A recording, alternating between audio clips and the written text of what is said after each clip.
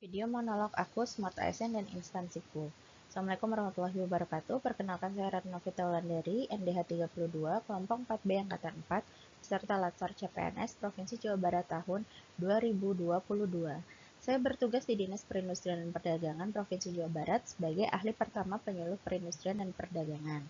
Pada kesempatan kali ini, saya akan sharing mengenai instansi tempat saya bekerja serta bagaimana saya menerapkan prinsip Smart ASN dalam mendukung pencapaian tujuan instansi. Berikut merupakan sistematika dari paparan kali ini. Visi pemerintah Provinsi Jawa Barat tahun 2018 hingga 2023 yaitu terwujudnya Jawa Barat juara lahir batin dengan inovasi dan kolaborasi, yang diterjemahkan ke dalam 5 misi untuk mencapai visi tersebut sebagai berikut. Disperindak dengan tugas pokok melaksanakan urusan pemerintah daerah bidang perindustrian dan perdagangan berkontribusi dan bertanggung jawab terhadap misi keempat, yaitu meningkatkan produktivitas dan daya saing ekonomi umat yang sejahtera dan adil melalui pemanfaatan teknologi digital dan kolaborasi dengan pusat-pusat inovasi serta pelaku pembangunan. Visi dan misi pemerintah Provinsi Jawa Barat ini kemudian menjadi landasan bagi Disperindak untuk menentukan tujuan dan sasaran yang ingin dicapai dalam RPJMD 2018 hingga 2023. Disperindak memiliki tujuan dan sasaran. 1. Meningkatnya daya saing industri Jawa Barat yang diukur melalui sasaran meningkatnya pertumbuhan industri manufaktur Jawa Barat. 2. Meningkatnya peran perdagangan dalam stabilitas perekonomian Jawa Barat yang diukur melalui dua sasaran, yaitu meningkatnya ekspor non-migas Jawa Barat dan meningkatnya perdagangan dalam negeri. Tujuan dan sasaran ini kemudian diturunkan ke dalam 4 program juara yang mencakup 1.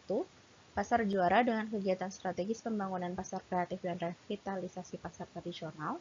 2. Industri juara dengan kegiatan strategis FGD kawasan industri serta sistem informasi industri nasional SIINAS.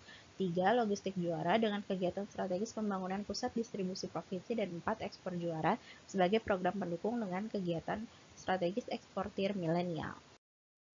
Program tersebut mendukung realisasi indikator kinerja utama Gubernur Jawa Barat dan Kepala Dinas di Disperindak sebagai berikut.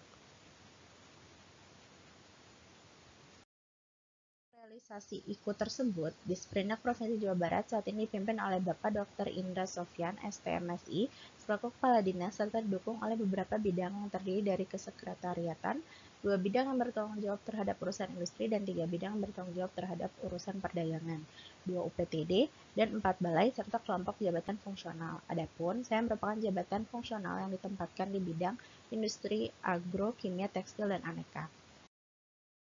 Sebagai penyuluh perindustrian dan perdagangan, saya memiliki beberapa tupoksi utama, yaitu persiapan penyuluhan yang terdiri dari kegiatan identifikasi potensi wilayah dan sentra industri, serta analisis kebutuhan industri, hingga penyusunan pedoman juklak atau juknis dan rencana kerja penyuluhan. Yang kedua, pelaksanaan penyuluhan, yaitu kegiatan penyuluhan yang terdiri dari kegiatan bimbingan usaha, pendampingan pengajuan sertifikasi, konsultasi permasalahan industri terkait, pengenalan teknologi terbaru atau tepat guna, serta pembinaan industri. Ketiga, evaluasi dan pelaporan terkait dengan kegiatan penyuluhan yang telah dilakukan. Dan yang keempat, yaitu pengembangan profesi yang terdiri dari kegiatan penulisan jurnal, karya tulis ilmiah, buku, serta inovasi-inovasi dan penemuan teknologi tepat guna. Kegiatan penyuluhan perindustrian dan perdagangan yang dilakukan secara efektif akan membantu pelaku usaha dan industri melalui penyelesaian masalah yang dimiliki pelaku usaha industri, pendampingan sertifikasi sebagai persyaratan dalam business matching, pengumpulan data industri yang akan meningkatkan kualitas kapabilitas industri.